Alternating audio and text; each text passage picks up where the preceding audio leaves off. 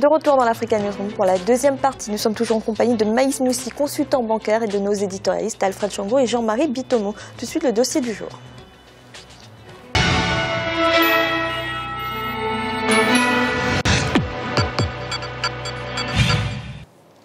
L'accès à l'électricité est une préoccupation majeure en Guinée. Malgré ses nombreuses ressources, le pays est en effet depuis longtemps confronté à un déficit énergétique en cause des infrastructures de production vétustes.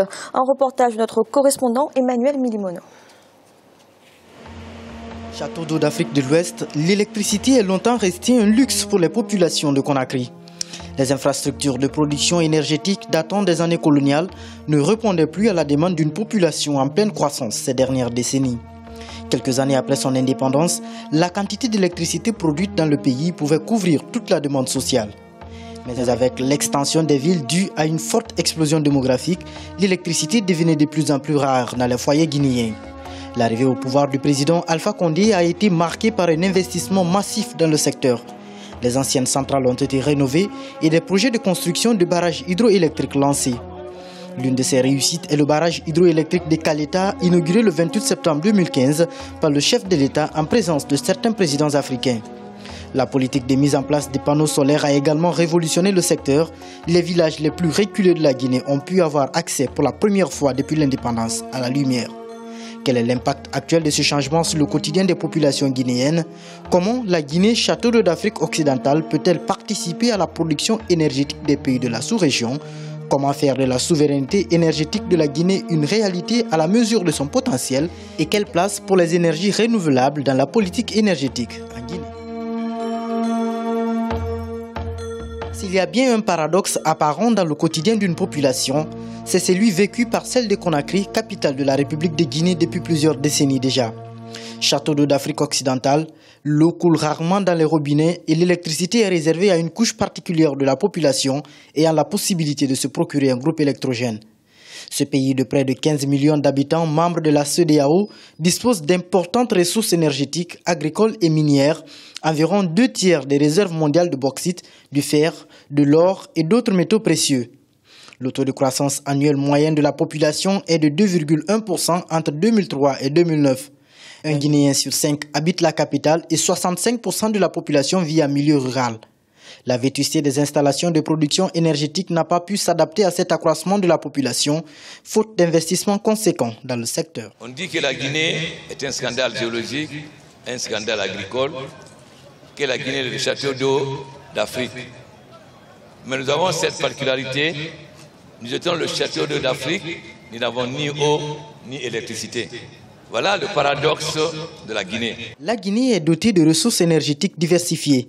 Un potentiel hydroélectrique exploitable estimé à 6 000 MW pour une énergie annuelle garantie de 19 300 gigawatts. Mais force est de constater que 2% de ce potentiel était mis en valeur en 2012, selon le ministère de l'Énergie. Le potentiel solaire du pays s'évalue à 4,8 kWh par mètre carré par jour, en plus d'un gisement éolien dont la moyenne annuelle de la vitesse du vent varie entre 2 et 4 mètres par seconde. La Guinée a le potentiel naturel, mais le barrage hydroélectrique de Caleta, Soapiti et les autres, je lance une perspective ou une prospective. D'ici 2025, si le cap est maintenu par ce gouvernement, le problème énergétique de la Guinée sera réglé, au moins à 80%.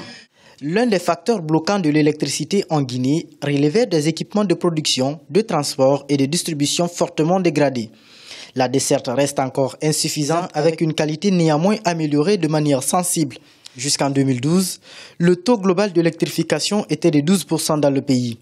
Cette faible production ne permettait pas à la société Électricité de Guinée d'étendre ses installations à cause des difficultés financières dues à une faible performance commerciale caractérisée par la perte d'environ 2/3 de l'électricité produite. C'était un désastre total parce que les capacités thermiques installées étaient pratiquement toutes en panne, toutes obsolètes.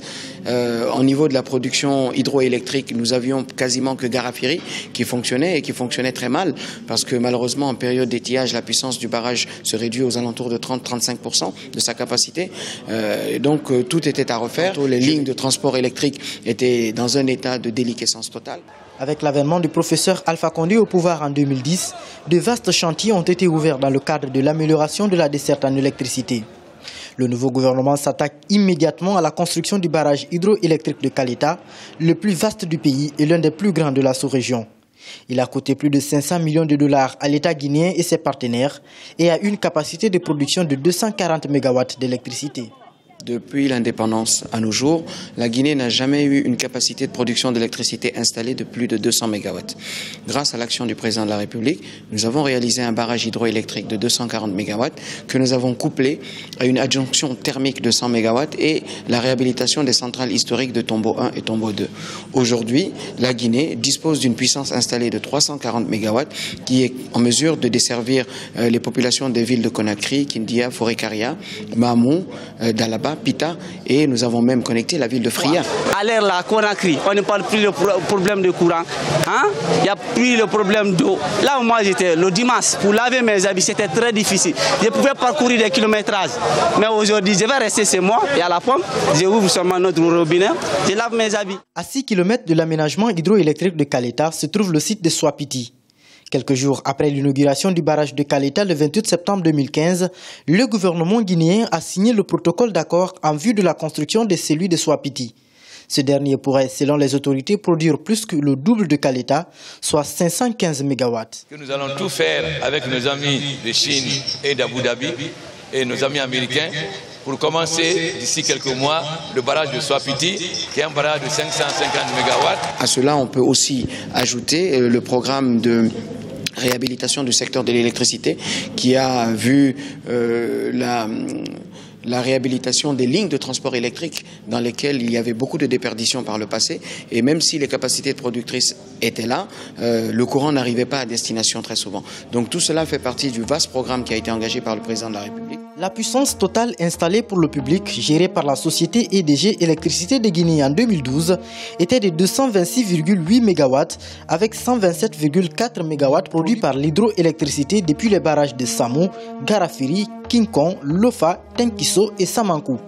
Quant au thermique, il produisait 108,5 MW à partir de la centrale de Tombo située en plein cœur de Conakry. Avec la construction et le lancement récent du barrage hydroélectrique de Kaleta, la Guinée a doublé ses capacités énergétiques. La construction prochaine de celui de Swapiti pourrait permettre au pays de signer définitivement son indépendance dans le domaine de l'électricité. La Guinée dispose en effet d'un potentiel incommensurable avec les 515 MW de Swapiti, 665 MW à Amaria et 467 projets de réalisation de mini-microcentrales hydroélectriques pour ne citer que cela. La mise en valeur de ce potentiel serait salutaire pour le pays afin de faciliter la construction et le fonctionnement d'industries transformatrices capables de créer des emplois, booster la croissance et faire de lui un pays émergent en 2025. Maïs, est-ce que la situation énergétique de la Guinée est bien définie par ce terme de paradoxe? Oui, manifestement, c'est un paradoxe. Il y a un chiffre important qu'il faut retenir en ce qui concerne la Guinée, c'est celui du potentiel électrique. C'est-à-dire la quantité d'électricité qu'on peut produire à partir des ressources hydrauliques. 6000 MW, c'est-à-dire une quantité susceptible d'alimenter toute l'Afrique de l'Ouest. Donc, on est dans un pays où on peut produire pour toute la région ouest du continent et où on exploite aujourd'hui environ 2% de ce potentiel, ce qui est, pour tout dire, tout à fait ridicule. Donc, la Guinée n'a pas seulement vocation à produire de l'électricité pour elle-même, elle doit en produire aussi pour les autres. Parce que, contrairement aux autres pays, ce sont les pays du Sahel, donc avec un réseau hydraulique qui n'est pas assez dense. La Guinée a ceci de particulier d'avoir, elle, un réseau hydraulique qui est dense, qui lui permet d'avoir plusieurs fleuves et donc d'avoir la possibilité de produire de l'électricité via l'hydroélectricité qui est assez importante. Aujourd'hui, avec la mise en production du barrage de Kaleta, c'est un pas, mais ça reste un barrage moyen. 240 MW, c'est rien. En comparaison, le dernier barrage qui a été inauguré en Éthiopie, c'est 6000 MW. Donc vous voyez qu'on n'est pas sur le même dimensionnement. Il faut de façon résolue, investir dans la production électrique.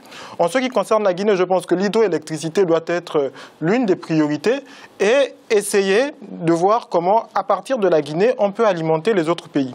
Dans le cadre du barrage de Caleta, qui a été inauguré récemment, il y a, sur les 240 MW à produire, il y a 30 MW qui sont réservés pour le Sénégal et la Gambie. Ça veut dire qu'ils sont même déjà dans une optique sous-régionale de partage d'énergie. Le problème qui se pose en ce qui concerne ces 30 MW qui seront repartis avec les pays frontaliers est celui du transport. Pour pouvoir acheminer la quantité d'électricité qui sera produite de Guinée vers les autres pays, il faut 1600 km de lignes de transport qui n'existent pas aujourd'hui. Parce qu'en réalité, l'électricité, c'est trois notions. C'est celle de la production. On produit l'électricité en quantité suffisamment importante. Celle du transport, faire en sorte qu'on puisse la transporter jusqu'au centre où on en a besoin. Et celle de la distribution, faire en sorte que les foyers puissent être raccordés au réseau électrique. Et dans le cas de la Guinée, il y a 10 millions d'habitants en Guinée. 10 millions. Et en 2014, il y avait 200 000 abonnés à l'électricité. Vous voyez bien que il y a quelque chose qui ne va pas. Et pour terminer sur ce point, lorsqu'on regarde le mix énergétique de la Guinée, on se rend compte qu'il n'y a que 18% de l'énergie qu'on utilise en Guinée qui est de l'énergie hydroélectrique.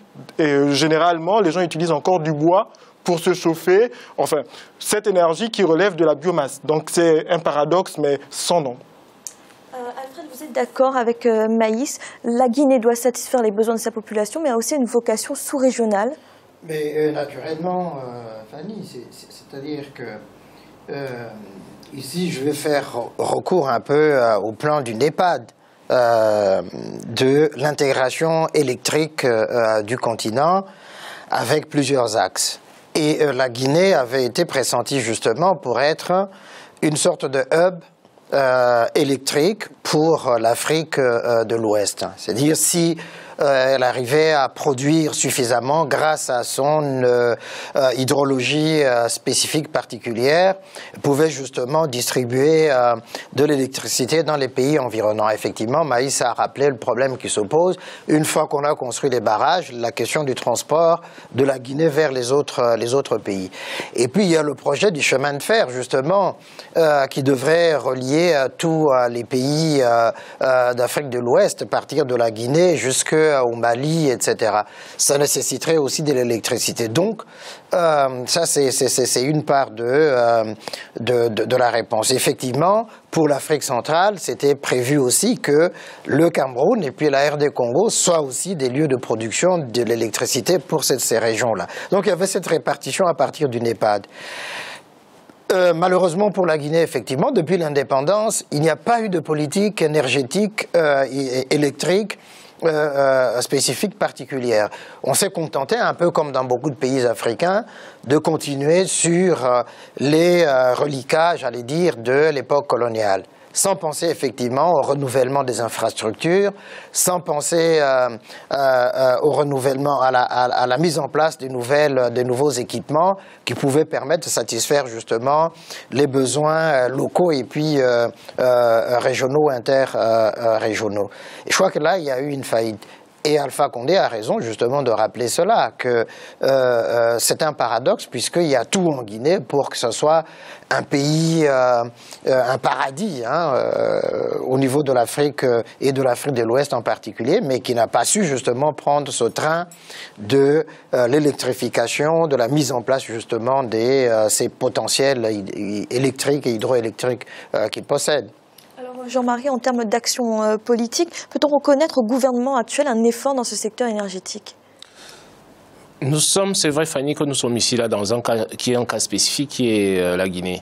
Mais c'est une problématique qui se pose un peu partout en Afrique. Et la Guinée encore d'autant plus, tout simplement. Pourquoi? Parce que, bon, je l'ai dit hier sur ce plateau, la Guinée part de très très loin. Il faut savoir que la Guinée a été mise au banc de la communauté internationale pendant un certain moment, c'est-à-dire dès l'arrivée, dès les indépendances pratiquement de tous les États africains, la Guinée a été mise au banc, si vous voulez, des nations par l'ancien colonisateur. Tout simplement pourquoi? Parce que vous avez le président Sékou Touré qui a dit non au général de Gaulle. Donc à partir de là, Alpha Condé a un travail énorme. C'est pour ça que je c'est un des rares avec lequel... En 1958, hein. Il faut le rappeler le nom de Sékou Touré. Hein. Donc, le président Sékou Touré se dit que non, il n'y a plus de collaboration possible, c'est-à-dire sous les conditions qu'elle m'est présentée. Donc à partir de là, on met un État, si vous voulez, pas à la marge de la société.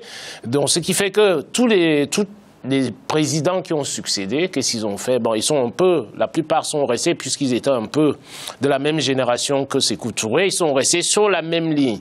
Donc quand vous avez le président Condé, Alpha Condé, qui arrive, si vous voulez, dans cette espèce, comment dirais-je, de désert économique, démocratique, puisqu'on en a parlé hier, il est obligé de mettre les bouchées doubles pour pouvoir essayer de rattraper ce retard-là.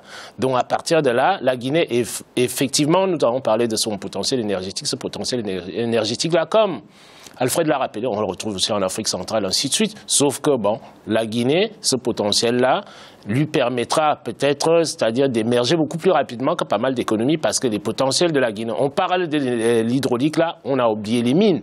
La Guinée, par exemple, si vous voulez, au niveau des ressources mondiales, détient les 2/3 des réserves de bauxite dans le monde entier. Donc, ils ont un potentiel de développement et justement, ils ont besoin, si vous voulez, de cette capacité énergétique-là pour pouvoir très, très rapidement pouvoir se lancer dans l'industrialisation parce qu'ils en ont les capacités et les potentialités naturelles avérées.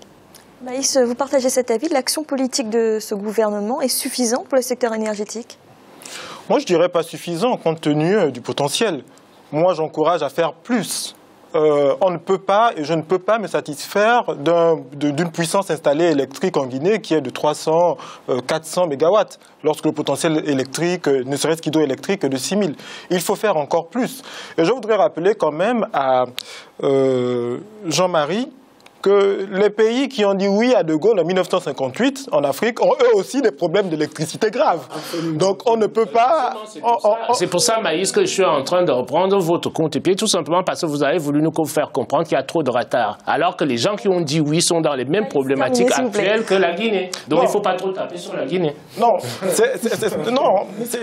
c'est pas tant la question de taper sur la Guinée, c'est l'ambition qu'on a pour la Guinée. Et au-delà, pour sur 10 ans, Maïs... Alors c'est bientôt fini. Maïs, termine le propos et puis on va terminer là-dessus. Lorsqu'on a ce potentiel, il faut arriver effectivement à le développer. Je pense que l'un des axes que les Guinéens, mais au-delà l'Afrique de l'Ouest, devraient évaluer, compte tenu du potentiel de la Guinée, il faut que les autres pays se mettent autour de la Guinée pour arriver à financer ensemble les grands barrages. On a parlé d'un barrage dont la capacité serait de 500 mégawatts, ce qui est très important. Il faut arriver à mutualiser entre les différents pays et s'entendre sur la distribution de cette énergie entre les différents pays sous-régionaux. C'est ça qui est important. Parce que, je vais finir, Fanny. Oui, rapidement. La Guinée, c'est un grand pays minier, avec du bauxite et du fer. Et la sidérurgie, malheureusement, est une industrie qui demande beaucoup d'énergie. Donc, s'il n'y a pas d'électricité, il n'y a pas de transformation des matières premières sur place et on perd de la valeur. Merci, nous allons marquer une nouvelle pause d'un instant, la troisième partie de l'Africa Newsroom. A tout de suite.